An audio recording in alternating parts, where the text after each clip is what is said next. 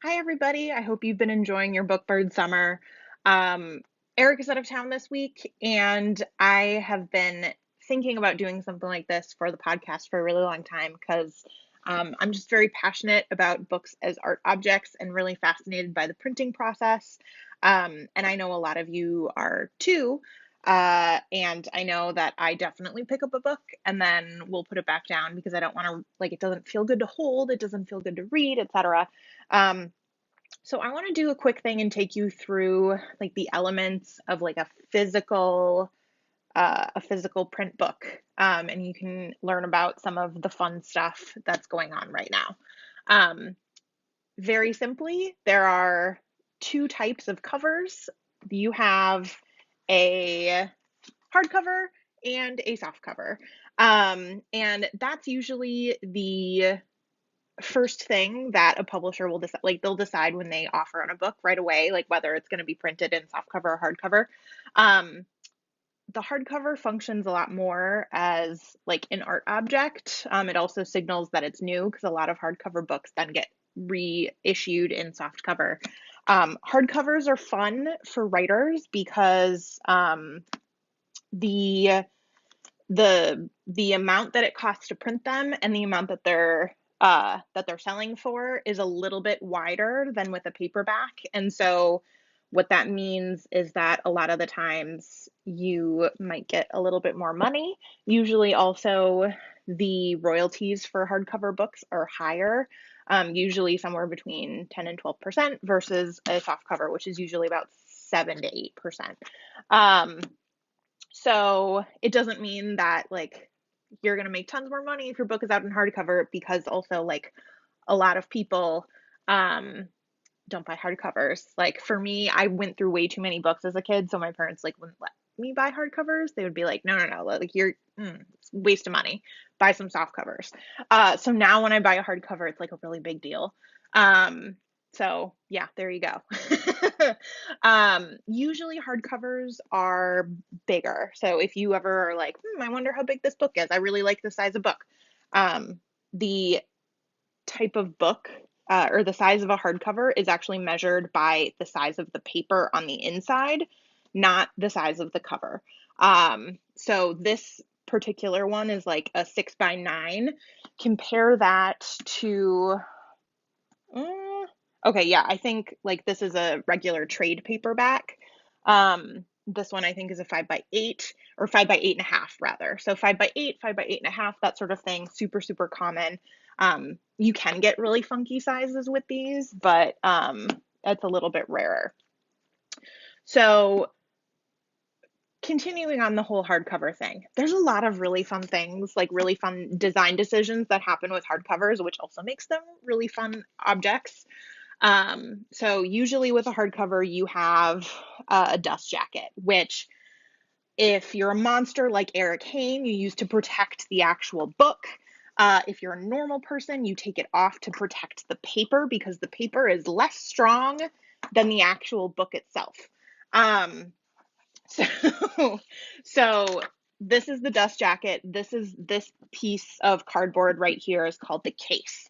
And a case is a really fun construction because it's three pieces of cardboard that are basically covered and joined together with glue, and usually with a piece of paper or a type of cloth. So like old timey books will be covered in cloth. Sometimes you'll get like a leather or something like that. Nowadays we do it in paper.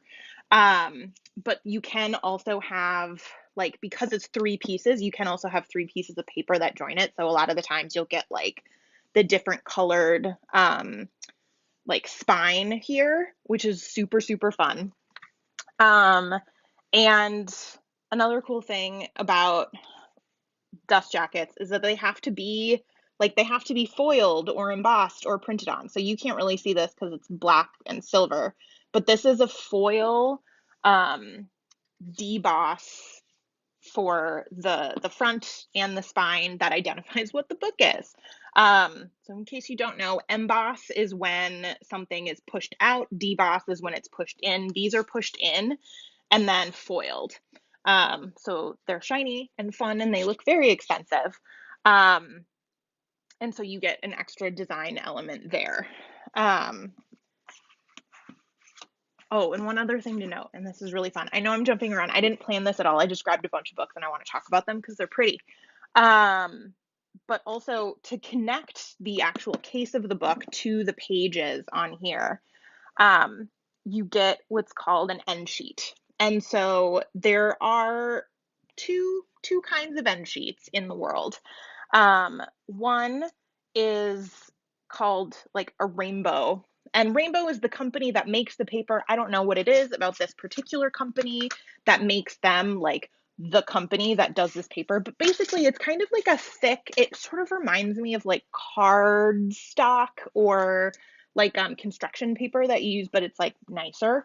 Um, and the ton comes in a ton of colors, but it comes plain and it's just a different, and it's glued on, so you can, if you look really closely at yours or the screen, you can see how the paper on the outside of this book is folded over and then this paper is glued on top of it, to connect it to the spine and to the rest of the book. Rainbow paper can be printed on, like this. So this is a dark blue rainbow paper and it's got print on it. That is an additional charge at the printer. And so it's really fun when you see that printed. And then kind of what I sort of think as the most luxurious of the end paper options, is also like the most affordable. And this kind of comes if you're like a picture book reader, you have kids or something like it, or you read a lot of like visual books, this is going to be something that is much more important because like with a novel or a big piece of like adult book, you can't do what I'm about to talk about. But for nice, fun books, picture books, you can. And so what I'm talking about is the second type of end sheets, end papers that are called self ends. So this is like theoretically, if you are making like a picture book and it's got to have thick enough paper. Put a pin in that. I'll come back to like paper choice. It's got to have thick enough paper to make sure that the image doesn't bleed through, that like kids aren't gonna rip it that easy, and that it's just like nice and luxurious to hold. Because also like picture books are usually about 32 pages.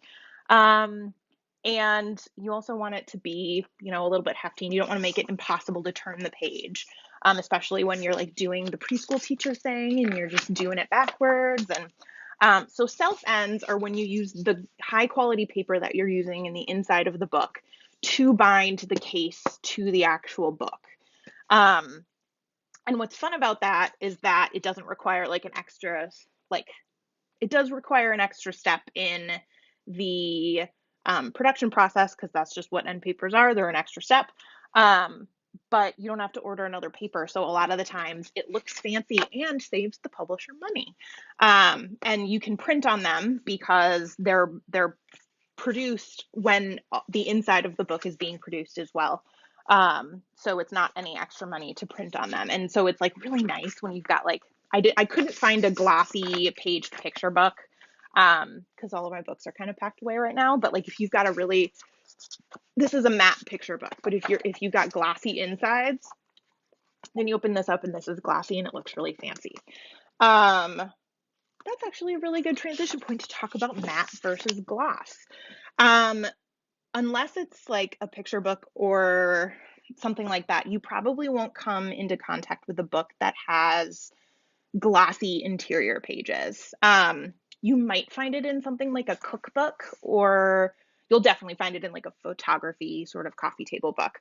But a lot of the times, cookbooks won't have any sort of coating on the interior pages because you want to be able to write in them and like get your sauce all over so that it like shows that you definitely made this recipe when you go back in 5 years and go, oh, I wonder how this was. So there, so there are, I mentioned glossy interior pages, and that's just like plain paper that's got a coating on it. That is glossy. Imagine that. And then you've got matte, which is the same thing, but it's a matte coating.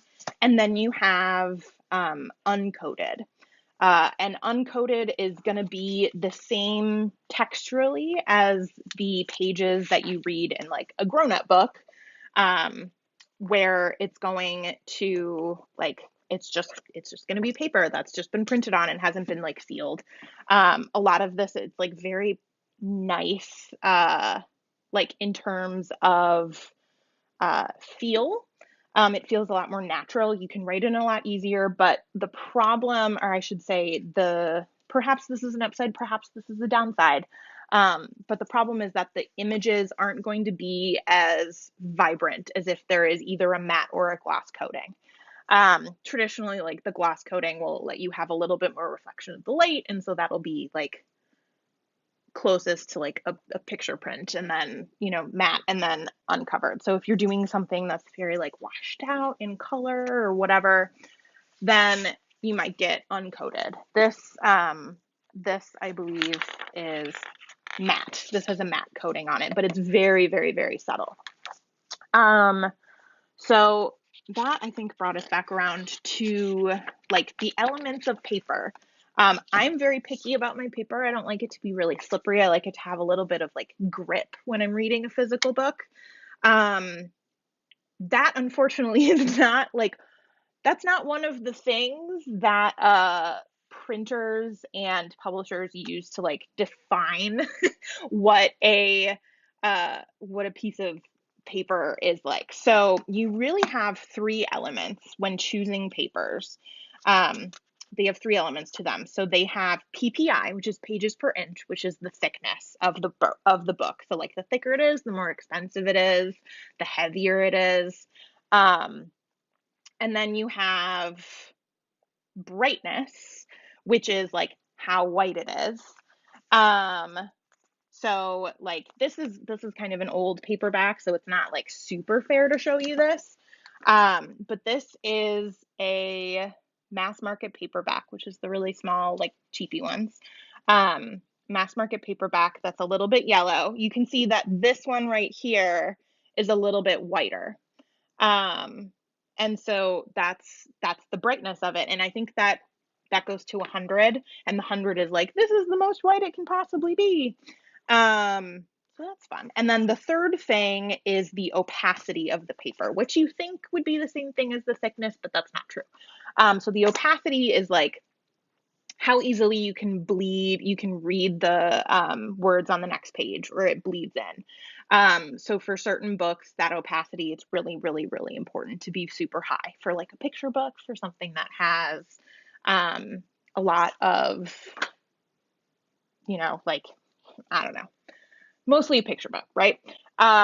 And then there are other ones where it doesn't matter quite as much, but you still want to make it like legible. So if you're going with like a thinner font or something, you want to make sure that it's going to be like as opaque as you can, because it's easier to read like thick lines through paper, or it's easier to read thick lines and not be confused by what's behind the paper, than it is to read thin lines. So that's kind of the inside. And certain papers that are just general and you order them,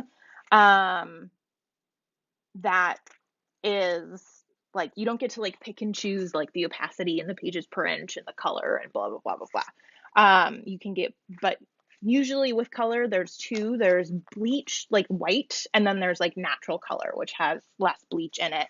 And the way that all of these are, they're identified as by pound. So like, and usually that equates to pages per inch. So like 55-pound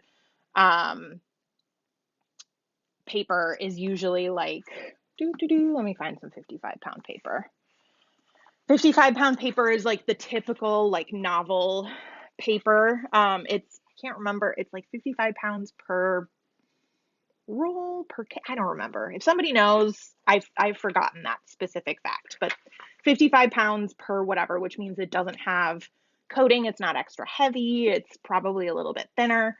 If it's a lot heavier, like 100-pound or something like that, it's usually going to have a coating on it because that has extra weight. It's going to be thicker. You don't have to know any of that. I just think it's fun. Um, finally, with interiors, I guess, and this will transition us back out to the dust jackets and the exteriors again, is that books can be printed in really like a few different color combinations. So you've got black, which is like an adult book, right? Like it's in black. And then you can have two color, which is a thing that I don't really see except in like really, really fancy science fiction novels and like businessy sort of like holistic lifestyle books, which are usually they have black like for the text, and then they have an extra color. It's just one shade, like a red or a blue or something that they use to like have the design elements of a certain color. Um, it's pretty rare. You're probably not going to see it. What you probably are going to see a lot more of is four color, which is using four colors that then mix in the printer to make all of the colors. So any book that is in color is printed in four color. Um, and that's the same with dust jackets as well. So this is in four color, and so but there's four pieces to a dust jacket. So there's like this piece, which is the front, and then this piece is the back, and then these are the inside. So when these are printed, they're printed like a normal like page, which is printed, which is, if you don't know this, it's a really big piece of paper that through some like sorcery, it's a computer program, but like some sorcery, people feed them the file for the book in PDF, and then they're able to take um, the big piece of paper and they print. Usually, it's in either 8 or 16, which is this is going to be called a signature. So they'll print one page, one page, one page, one page, and then on the back. And once that's printed on one big page, it's folded um, into like a little packet that then is bound and sewed or glued, depending on how expensive the book is and how heavy it is, glued into the spine, and then the edges on the two sides are cut so that the folds aren't there. So like it's a really big thing among like book collector communities to collect like uncut, like books that have uncut signatures. I don't know why you can't read them unless you cut them and then you like take the value away, but like whatever. Um, and so to tell if your book has been sewed or if it's been glued, you look at the top of the spine. So this one that I'm bringing forward, you can see that it's pretty even. The spine is pretty even, and there's a big line of glue there. That's a good sign that it's glued. Even the ones that are sewn have glue. That's just kind of like technology. But I'm going to show you, and I'm going to have to come really close because it's a really, really teeny book. But I'm going to show you an example of a sewn signature, which is where once those pieces are folded, they like use a big industrial sewing machine to like sew the book together. And then they glue that sewn packet of pages to the spine. And the difference with that is that it's a lot more like you can see where the signatures end. See like those little loop-de-loops? That means it's sewn. So that's fun. It is sewing, it's more expensive because it is it's stronger. Like then you have glue and you have stitches versus just glue. And the glue, like if it degrades, it's easy to get it like re-put back on. But yeah, there's not really a huge difference, like unless, you're going to keep the book for 200 years or whatever. I don't know, whatever. Um, yeah, but so back to the printing. So these are printed in the same way kind of that signatures are, except they're not folded the same way. So when you're kind of putting in an order for this, the way that you call it out, like because you're not printing on the inside, the way you call it out is this is four color. And then, you're moving it like a book so that this is zero because there's no printing on it. And then this is four back here. You also don't need to know that unless you're sending a book to a printer. But I I'm always very keen to learn that sort of thing. Um, and the cool thing about covers, and this is for dust jackets and it is for paperbacks. But you can do like really fun extras with the cover. So there is, in the same way that you have the interior pages, um, you have matte and gloss. And out of those two, there are kind of different versions. So one of the things that's been like really popular lately, is particularly, I was going to say particularly with paperbacks, but pretty much with anything at this point, is what's called a soft touch matte. And it's like, you know, when you pick up a book, and this is a good example of it. You're not going to be able to feel it because this is a video. But when you feel it, it just feels like really silky and really smooth, and you're like your hand doesn't really catch on it. That is a soft touch matte. That is like a specific type of matte. Then you have other types which involve like, and this is a thing, I can't remember what it's called, but it's a matte cover that's got a lot more texture to it. So if I scratch that, that sounds a lot different than,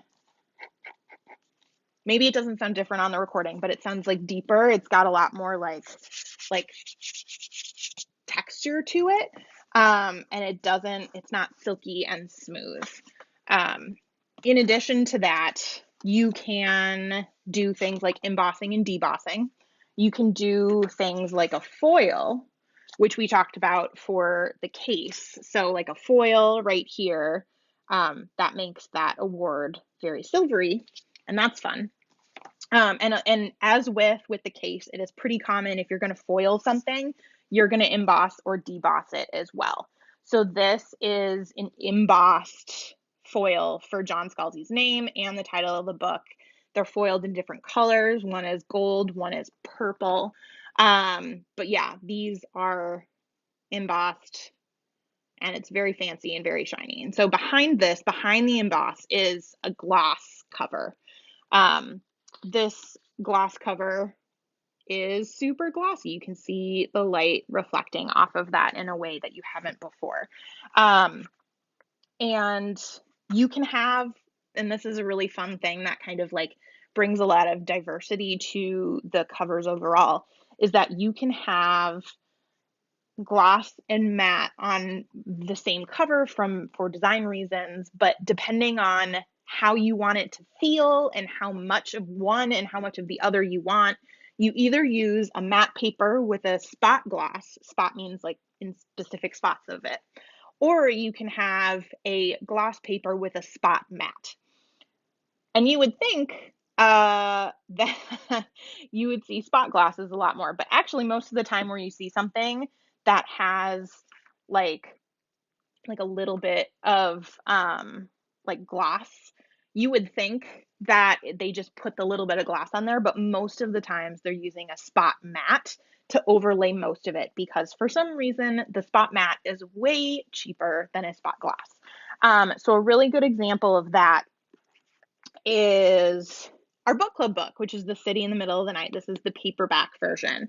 The bulk of the cover is matte. You can see that you can't really see bright lights reflecting off of it.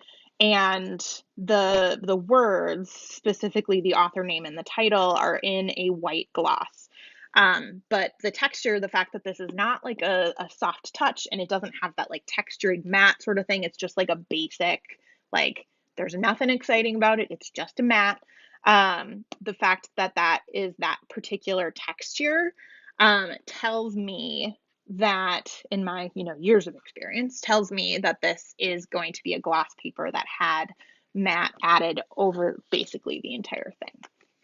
This book also has something really fun, which is called a step back cover, where basically there's the cover that wraps around, and then there was a special like piece of paper like that's like tipped in, which means like a single piece of paper that's glued into the binding by itself. And what that means is the front cover, a step back, it's because it's cut a little bit short and it's peekaboo through here. Um, this one is being used for praise. I also have another. I don't know why I was able to find two step backs and none of a bunch of other stuff, but this one has a much bigger step back, and it also has like its own fake dust jacket. But this one is just like for a design element. Um, so yeah, these can be used either for like, this book is so good it needs more room to like be exciting, or it can just be a design element. Um, this book, oh, actually, you know what? Another way that I can sort of like show you that I'm pretty sure that this was a spot mat is that this is the arc of the same book. So you'll notice that the arc is bigger. And an arc, if you don't know, is an advanced reader copy. Other people call them ARCs. I think that that takes too long. And basically, these are non-saleable versions of the book that are passed out to publishing people and publicity people, etc., to get buzz going. Not every book has an arc. Not every book necessarily needs an arc, but you can see there's no like barcode. There's no nothing. You have the ISBN number instead of like telling you about what the book is. It's got early praise. It's got a marketing plan. It's got the specs down here for booksellers to order. But this one is bigger than the paperback because you don't want to have to design the book like a bunch of times. And so this book originally came out in hardcover. And so because it came out in hardcover, to print the arc, they just used the interior design for the hardcover to do this. Because this is also uncorrected, so it's going to have some like typos in it. It's before it goes to final proofreading. People find it and they call up the author and say, "Oh my God, you have a typo." This is where it gets caught. So you don't want to have a totally separate file because then that's how like human error happens when you're entering in the changes. So that's why this is bigger. This is a 6x9. Yeah, so it's like real floppy as compared to like, I know this is a bigger book, but like as like even just switching to a 5.5, 8.5, like this is a lot less floppy, even those like half inches. Some people like, I enjoy like a large, um, I enjoy a large like paperback because I don't have to work too hard to hold it open. But I'm also the type of person where I literally got LASIK eye surgery so I could read like laying down on my bed. Um, so there you go. Other people like to use their muscles and hold the books open. Um, where am I? Okay, so we talked about step backs, we talked about spot gloss, spot matte, we talked about foils. Let's talk about something that's very divisive in the publishing community, which is the decal edge. Personally, I think they're beautiful and I hate reading with them because, so a decal edge, and I'm going to take the dust jacket off of Drive Nation so we can see it a little bit better. A decal edge is when the long side of the hardcover, or it can be a soft cover, but it's much more common for it to be a hardcover, has that kind of like faux rough, sort of like chopped element to it. Um, and what's like, so basically you have the top and the bottom that are, oh, that's a bookmark in there. Don't get confused by that. Um, so you've got the top and the bottom, which are totally straight, and then this side, which is like funky. And so like for a book like this, the design makes sense because this is set in like, this is like zombie Civil War stuff. And so like you want it to be like old timey, like messages sort of thing. But what it means is that when you're turning the pages, you either have to like grab the next one and then like oh yep, see I got two there, or you just grab it from the top, which seems like a whole extra step. Like I want three options for how to turn my pages, right? Not two, but a lot of people really love these. I can't deny that they're super super super beautiful. There you go. Um, and there are, in addition, I couldn't find the book that I know has this in my collection because my books are just in a pile downstairs right now because I need to read. Don't worry about it. We got a new bookshelf. Haven't changed it yet. haven't put my books away yet. There is a thing that's also a lot less common that I think is related, going back to like the step back cover. Related to this, instead of having the cover move back this way, you can have cutouts. Um, they're fun. Like there's a Natasha Pulley book, her second book, can't remember what it's called. That is a hardcover and it's got a big cutout in the center, and then you open it up and it's got one of these kind of like tip-ins in it.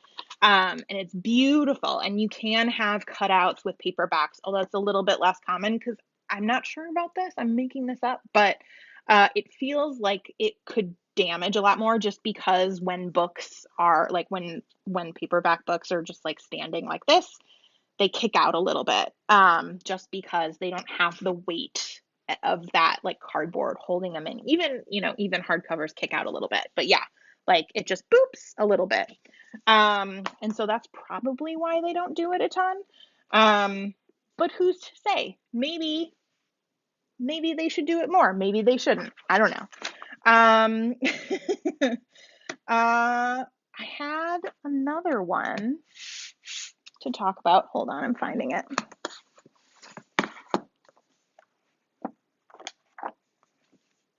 Okay, nope, I forgot. Maybe I'll do a part two and come in with people who have questions or corrections or something. I can also talk about font and kerning, which is super fun. But yeah, anyway, thank you for doing a very quick design tour through my bookshelf and yours. Hopefully, you've now got a little bit more information on the things about your books that you love and things about your books that you hate. Yeah, and if you want to know more, let me know and I can do more of these. Okay, thanks for joining in. Bye.